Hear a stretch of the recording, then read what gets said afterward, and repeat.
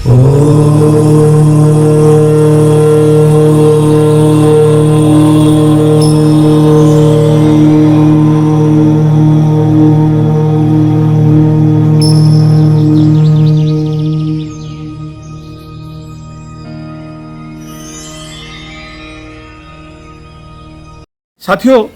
हम अब आपको रूबरू कराएंगे ब्रह्मेश्वर धाम से। लोग कहते हैं कि आयु ज्ञान देती है, लेकिन यहाँ तो आयु का विषय नहीं है, यहाँ तो कम उम्र चमत्कार देती है। जानेंगे, समझेंगे कि कैसे होता है चमत्कार। बुंदेलखंड की इस धरा में ऐसा क्या है जो ऐसे चमत्कारी जीव पैदा होते हैं। आइए रूबरू होते हैं ब्रह्मेश्वर धाम से। स्वागत है आपका।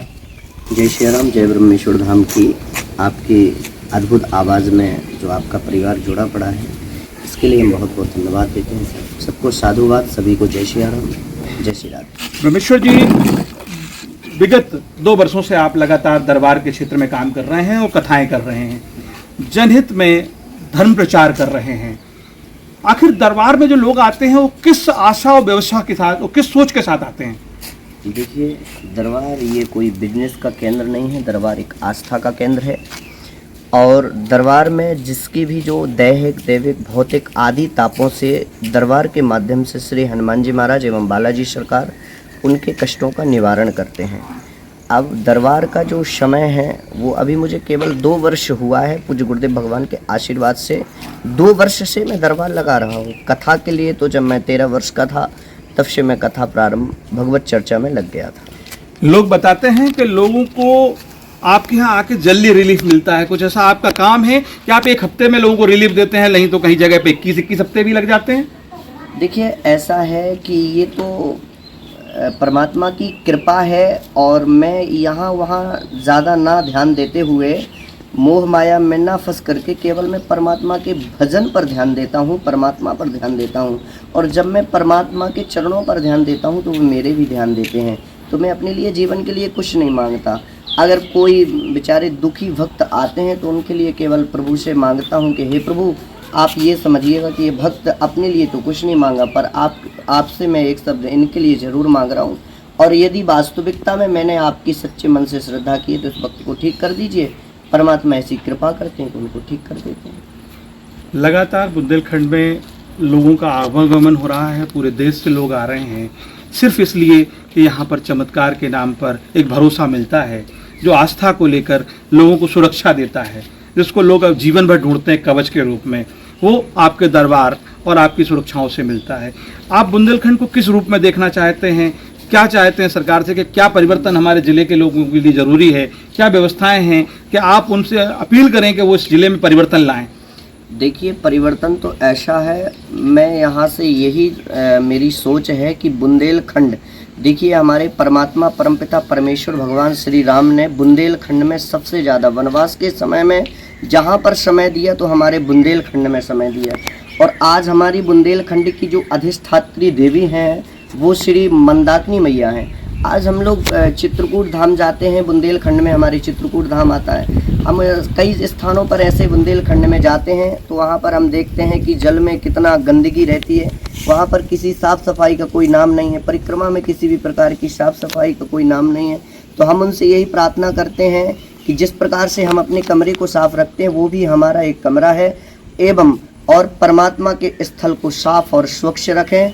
एवं यहाँ पर कई तरह तरह की मूर्तियों को भी विखंडना भी की गई, जो एक है हमारे ब्रह्मेश्वर बालाजी के साथ भी ये हुआ था। इस कृत्य पर किसी ने भी ऑब्जेक्शन नहीं लिया, पर उस प्रकार से मुझे कोई दिक्कत नहीं है, क्योंकि परमात्मा तो सबके होते हैं, परमात्मा किसी एक का नहीं है, भगवान किसी एक का नहीं है। लेकिन अगर यदि सनातन धर्म पर कई लोग बात करते हैं तो सनातन धर्म के विरोध में ये भी बात होना चाहिए। सनातन का विरोध है, सनातन का ये भी बात थी कि देखिए किसी भी मूर्ति का विखंडन हुआ है, और यदि हम सनातन पर उंगली उठाते हैं तो क्या जब हनुमान जी का विखंडन हुआ तो वो सनातन की बात नहीं थी क्या?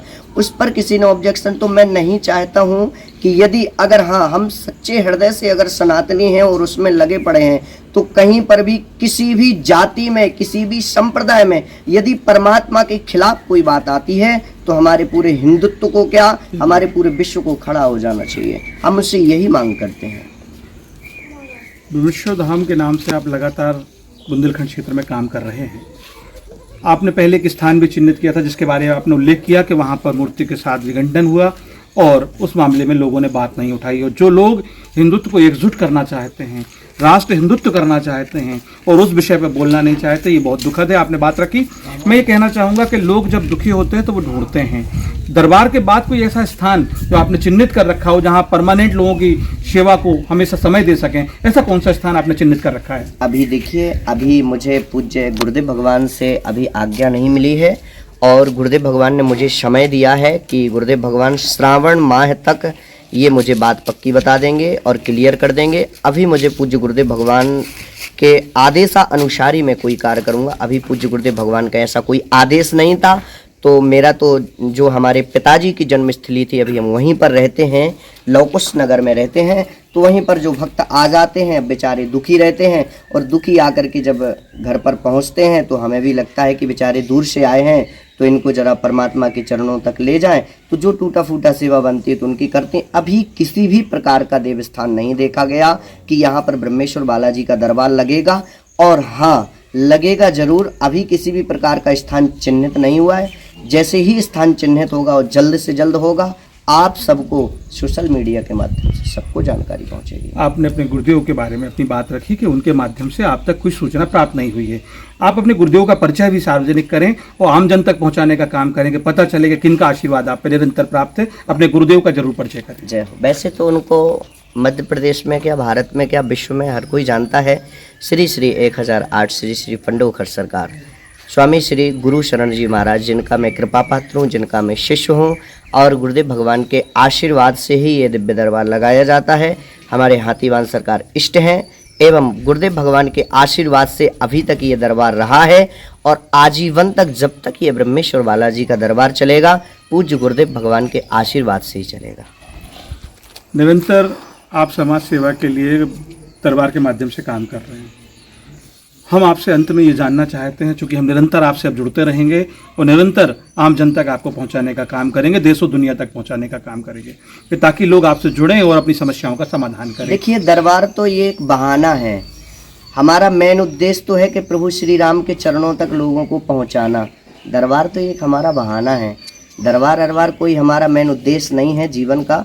हमारा जीवन का यही लक्ष्य है कि बस ये जो लोग हैं, ये जो भक्त हैं, ये सब परमात्मा परमपिता परमेश्वर श्री राम के भक्त हों और सबको हम राममय बनाएं। ये दरबार तो एक हमारा बहाना है, बाकी हम तो सबको राममय देखना चाहते हैं। उन्होंने अपनी बातों के माध्यम से हम तक ये संदेश पहुंचाने का काम किया कि वो किस उद्देश्य के दरबार लगाते हैं, समाज सेवा और जनहित के उद्देश्य से लगाते हैं। सीधा सा उद्देश्य है राम को हर घर तक पहुंचाना। जब तक राममय समाज नहीं होगा तब तक समाज में सारी चीज़ें समान व्यवहार में नहीं आएंगी। ये एक बहुत अच्छे उद्देश्य के साथ काम कर रहे हैं और हम कोशिश करेंगे कि निरंतर आपकी हर समस्या को इन तक पहुंचाएं और इनके माध्यम से आपकी हर समस्या का समाधान करने का प्रयास करेंगे। धन्यवाद साथियों, जुड़े रहें हमारे साथ।